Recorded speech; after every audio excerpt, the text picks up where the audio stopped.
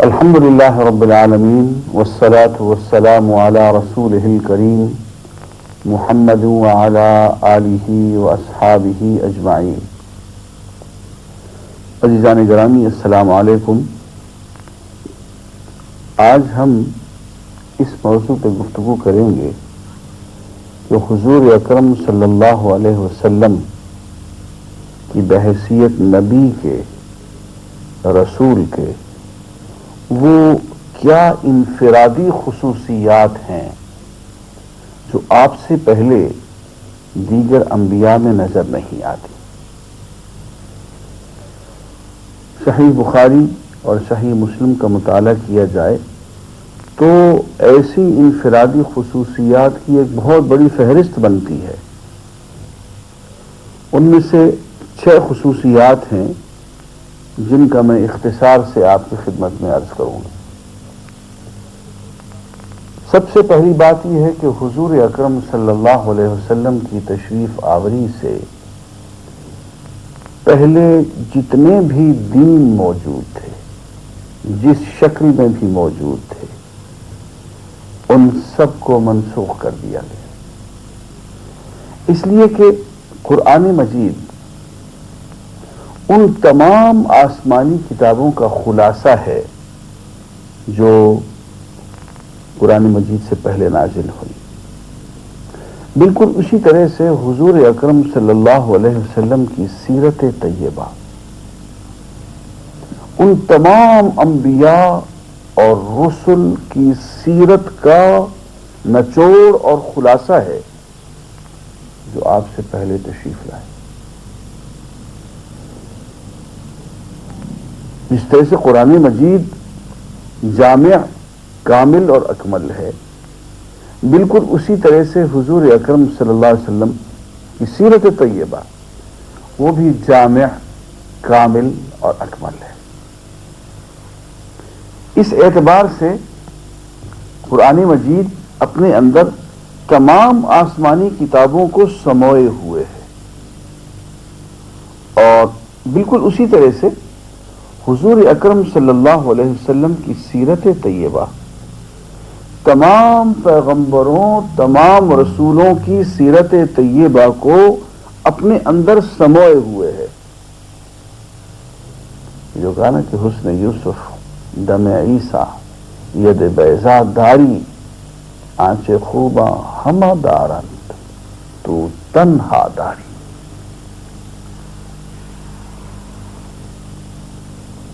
یہاں پہ ایک اہم بات، اور وہ یہ ہے کہ چونکہ اللہ تعالیٰ کا یہ ایک نظام ہے، اس کی تدبیر ہے، اس کا امر ہے کہ اسلام بھی اس شکل میں جسے محمد رسول اللہ صلی اللہ علیہ وسلم لائے، یہی ایک دین آخری شکل میں اور صحیح ترین شکل میں موجود ہے اور موجود رہے گا۔ تو یہی ایک دین ہے جس کا نظام اجتماعی طور پہ دنیا میں موجود ہے۔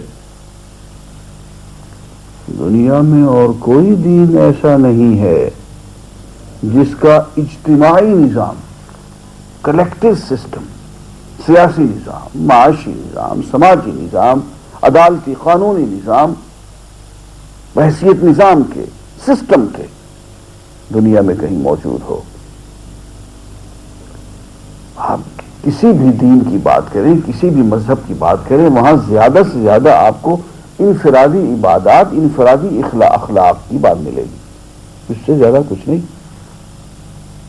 کلیکٹو سسٹم، اجتماعی نظام، پوری کی پوری زندگی کو اپنے گھیرے میں لے کے، زندگی کے ایک ایک گوشے میں، ایک ایک کونے میں، ایک ایک زاویے میں، ہر پہلو میں انسان کی پوری رہنمائی کرنا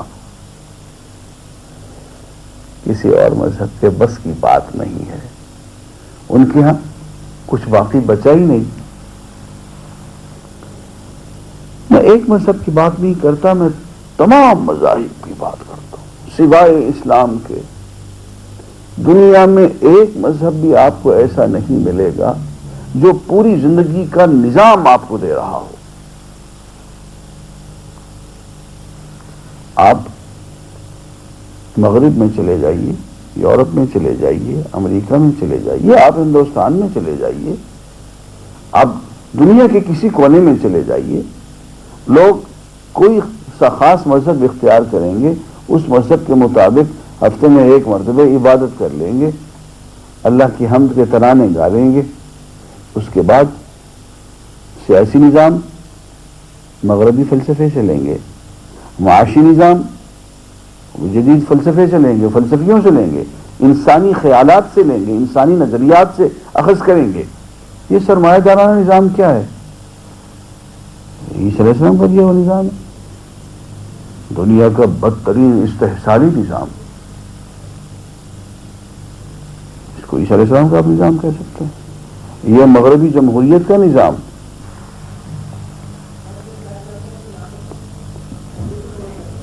صرف ایک دین موجود ہے جو انسان کی پوری زندگی کو احاطہ کرتا ہے، اور صرف ایک دین کے پیروکار ہیں جو ہمیشہ یہ مطالبہ کرتے ہیں کہ ان کے دین کو، ان کی شریعت کو، ان کے اجتماعی نظام کو ان کی اجتماعی زندگی میں نافذ کیا جائے، کیونکہ اجتماعی نظام موجود ہے۔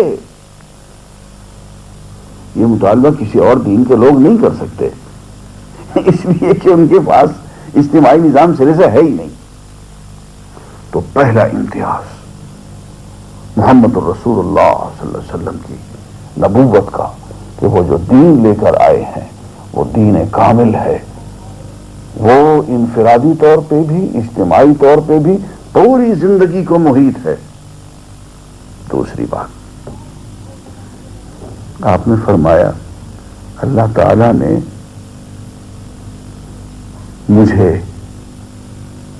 رعب سے نوازا ہے۔ دنیا ڈر جاتی ہے، ویسی ڈر جاتی،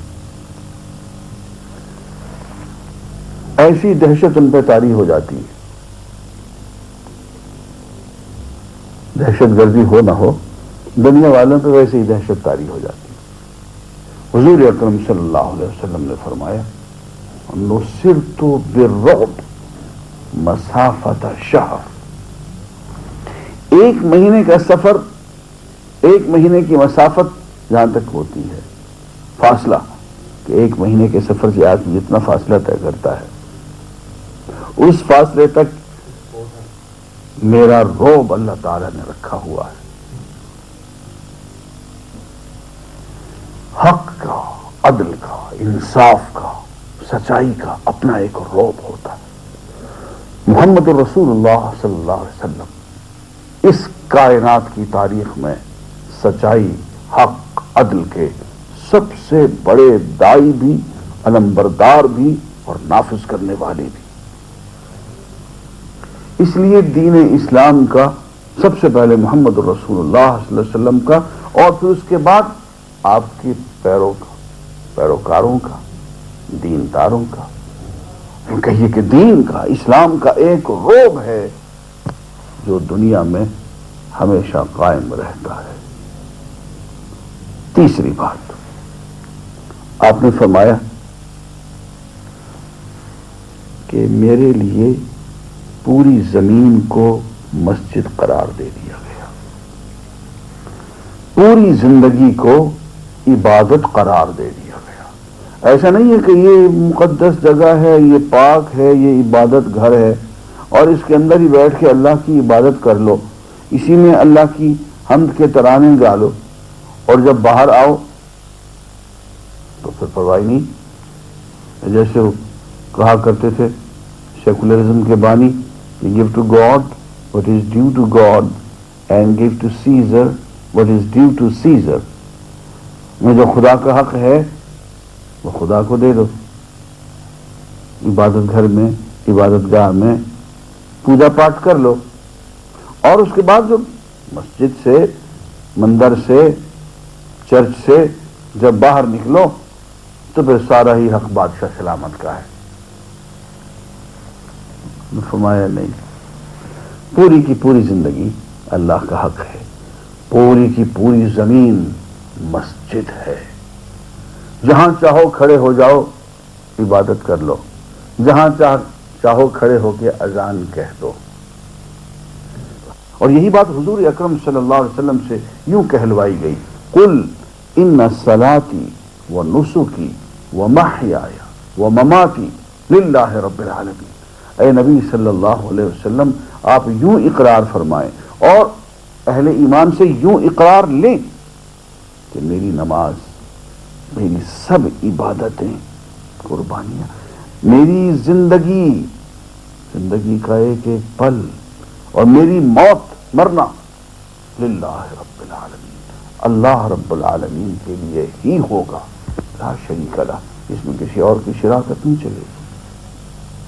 معلوم ہوا کہ پوری کی پوری زندگی عبادت، اس لیے کہ ہر کام کرتے ہوئے اگر اللہ کی رضا ہماری ترجیح اول ہے، اگر اللہ کی ذات ہماری فرسٹ پرائرٹی ہے، اگر وہی ہمارا مقصود حقیقی بن چکا، وہی ہمارا محبوب حقیقی ہے، تو پھر پوری کی پوری زندگی عبادت، پھر تجارت بھی، زراعت بھی، ملازمت بھی، صدارت بھی، وزارت بھی، سب کچھ عبادت. تو فرمایا کہ پوری زمین کو مسجد بنا دیا گیا، ہر جگہ اللہ، ہر ملک ماسک کہ ملک خدا ماسک. اور یہاں یہ بھی معلوم ہو گیا کہ زمین کا ایک ایک چپا، خواہ وہ ہمارے پاس ہے، خواہ وہ کسی اور کے پاس ہے وہ اسی لیے کہ وہاں پہ اللہ کی عبادت کی جائے، وہاں پہ اللہ کے نظام کو نافذ کیا جائے، وہاں پہ عدل و انصاف کو، قسط کو قائم کیا جائے. تو یہاں سے ایک پہلو یہ بھی نکلتا ہے کہ پوری کی پوری زمین اللہ کی ہے، اور پوری کی پوری زمین میں اللہ کا بول بالا ہونا چاہیے، اس کے دین کو سمجھایا جانا چاہیے، پہنچایا جانا چاہیے. چوتھی بات آپ نے یہ فرمائی کہ مجھ پہ مال غنیمت کو حلال کر دیا گیا.